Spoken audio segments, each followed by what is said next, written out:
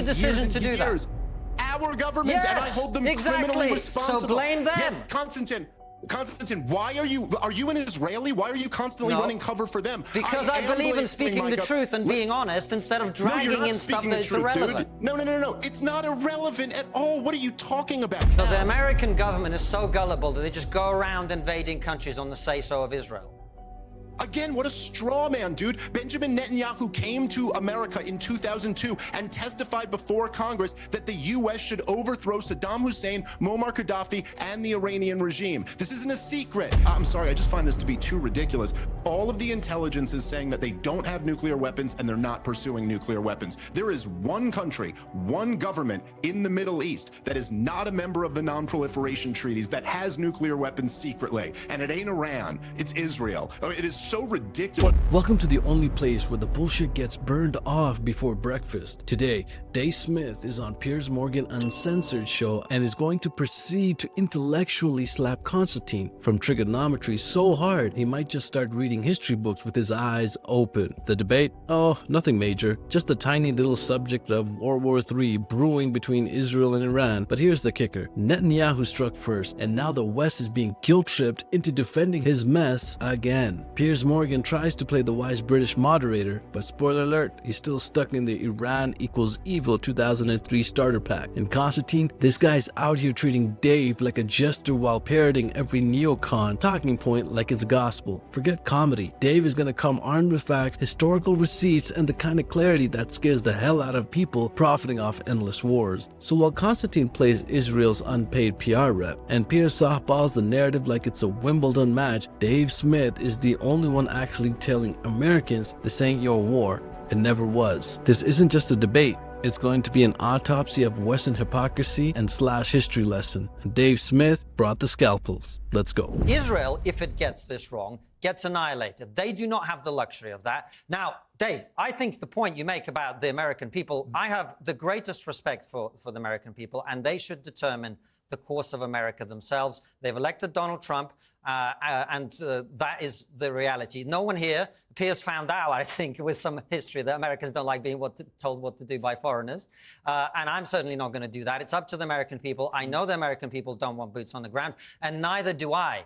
And neither do sensible people, I think. I think the extent of Americans' involvement should be to help Israel defend itself against the missile attacks and let them get the job done themselves. I agree with you. This is Israel's war. They should prosecute it to the best of their ability, and they should deal with the threat that they face from Iran.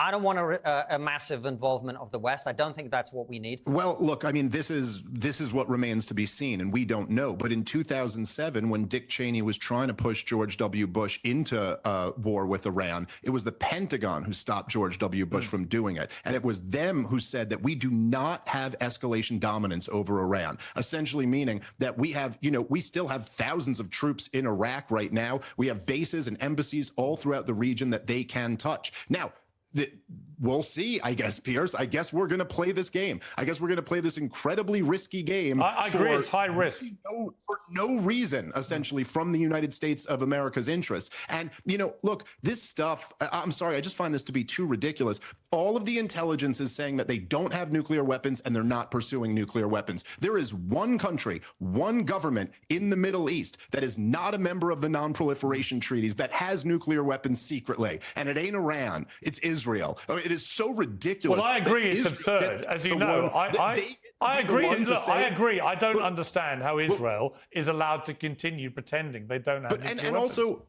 But what are you saying? Are you saying Iran should develop nuclear weapons to compensate for that reality? Or No. What I'm saying is this, okay? Whenever you guys talk about this, even already, and Piers, I got to say, I thought you were a little bit guilty of this right after October 7th, understandably, perhaps so. But even right now, whenever we talk, it's all about the Israeli perspective, as if we're all Israelis. Oh, Israel can't take the risk that they have 60% enrichment. Israel can't get this wrong the way I could change my mind about supporting Donald Trump.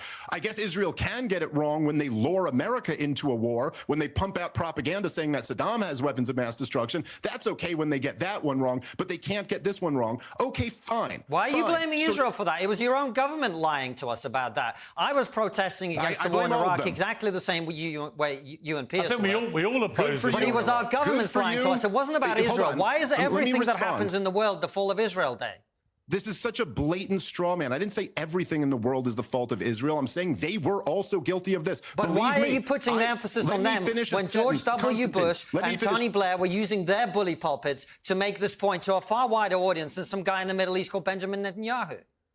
If you think that I am removing any of the blame from George W. Bush or Tony Blair, I assure you, you're wrong, and you don't know what you're talking about. I've been blasting them for years. They're war criminals who should be in the Hague. I agree. That is not the issue. We are talking specifically about the nation of Israel right now, so I'm talking about their responsibility. And why is it, by the way, that this is always a one-way street? You know, I hear all the hawks constantly being like, Iran said this, Iran threatened this. What about the threats in the other direction? Maybe Iran feels like they don't have a choice to not. So look, Muammar Gaddafi, Iran is on the list of 7 countries that are supposed to be overthrown. The U.S. government went and overthrew both of their next door neighbors, invaded the countries and destroyed them after putting Iran on the axis of evil list when they had nothing to do with 9/11. And then when Muammar Gaddafi denuclearized, they went in there and overthrew him in the most violent, brutal way, was sodomized to death by a pack of madmen. Maybe Iran also feels that they can't get this one wrong. Why are we doing this? This is a country that poses no threat to the United States of America. And if you guys want to try to hang on the fence here and go, hey, I'm not telling Americans what to do. I think Israel should do it on their own. But that's just a fantasy land. They're not doing it on their own. They're doing it with our weapons, with our intelligence support, with our money, with us protecting them from a retaliation strike, and at least possibly with our president using negotiations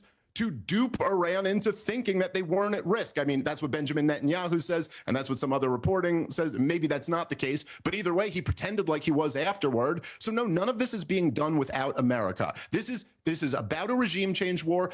All of them said it in their own words. They're on record. Do you guys think Benjamin Netanyahu has been mistaken for 30 years, claiming that Iran is a year to 3 years away from a nuke?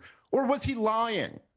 Well, I think, listen, I think the reality is the thing that struck me was going from 3% to 60% suggests an intent. It suggests an incontrovertible. No one disputes. They're not the only country that does this. But nobody disputes that Iran has gone from 3% to 60% in uranium enrichment, right? So that is all. Unlike with Saddam and the WMD that didn't exist, that is indisputable. It's just how you interpret what they're intending to do with that. Now, let me ask you. Can I just one quick thing on this? So first of all those regime wars you're talking about are the fault of the US and other Western governments who pursued them. That's who's responsible. That's who should be to blame. And as you say, should be prosecuted for that. But the reason people rightly call you a moral relativist, Dave, is that you don't seem to understand the difference between, yes, I think it's quite clear that Benjamin Netanyahu wants regime change in Iran, but that is not the same as the regime in Iran wanting to destroy Israel. There's a big difference. If the mullahs in Iran wanted a different prime minister of Israel, that is not the same as wanting to destroy their entire country.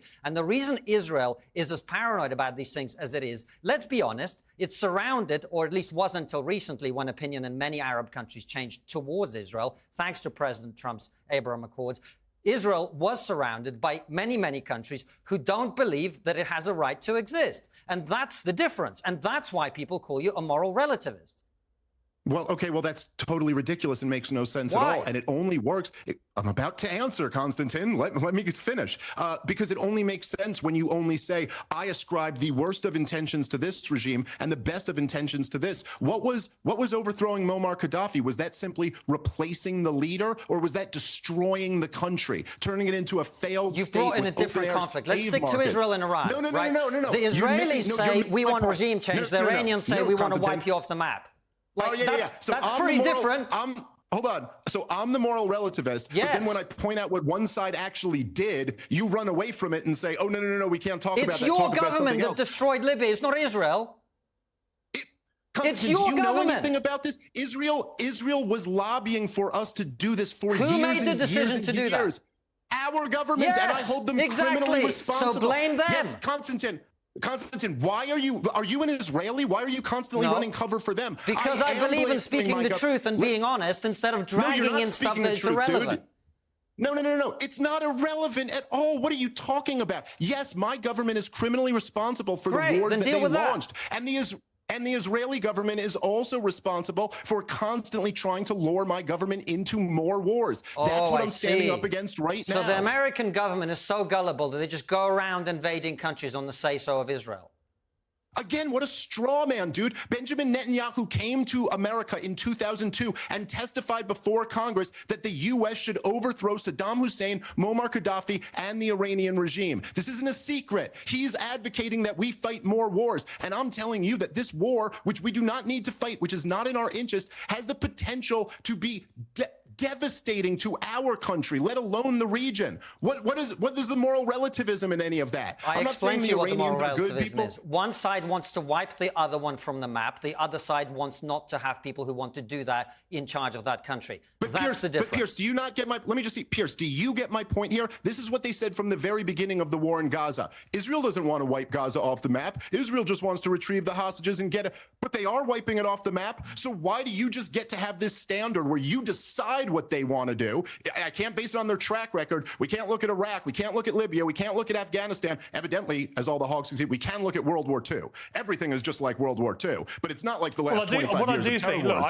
These guys have wiped countries off the map left and right. Well, as you know, it's their track record. Dave Smith body bagged the entire Western foreign policy hypocrisy, zipped it up, and wheeled it out in front of a live studio audience. Let's recap. Konstantin was busy crying about how Iran might want to wipe out Israel off the map. Dave was out here flipping through the actual historical record like a goddamn war crimes librarian. Iraq fabricated WMDs, weapons of mass destruction. Libya promised democracy, delivered a failed state where people were literally sold in open-air slave markets. Afghanistan toppled with a boogeyman and left for the Taliban to reclaim like it was on layaway. And who was cheerleading all of that from the sidelines in a Star of David varsity jacket? All right, Israel and its loyal lobbying team. But of course, Konstantin can't see that because he thinks knowing how to pronounce geopolitics qualifies as understanding it. He's the guy who reads on Thomas Friedman column and thinks he cracked the Middle East. And clearly he didn't. Dave did. Because unlike Konstantin, Dave actually studies this stuff. And no, he's not just a comedian. He's the guy who took off the clown nose and put on a historian's glove, smacking these neocon parrots with the cold, hard facts of empire. And Piers? Oh, Piers, you had the moment there. You almost got it. You questioned Israel's nuclear hypocrisy. You called out their massacre in Gaza. And then, just like a boomerang, lobbled by AIPAC, you swung right back to defending their paranoia. Israel can't get this wrong, you said. But when they do get it wrong, when they feed us the lies, pull us into war, or help topple half the Middle East, that's somehow our government's fault? Nah, the double standard reeks like a fresh shipment of lobbyist cologne. The truth is simple. Israel doesn't want peace. It wants dominance. And the last obstacle standing between Zionism and total regional control is the sovereign Iran that refuses to kneel. Once Iran falls, the Greater Israel Project isn't a conspiracy. It's a Google Map update. Dave Smith is right because history isn't biased. It just keeps receipts. Don't forget to like, share, and subscribe, y'all. Catch you in the next one.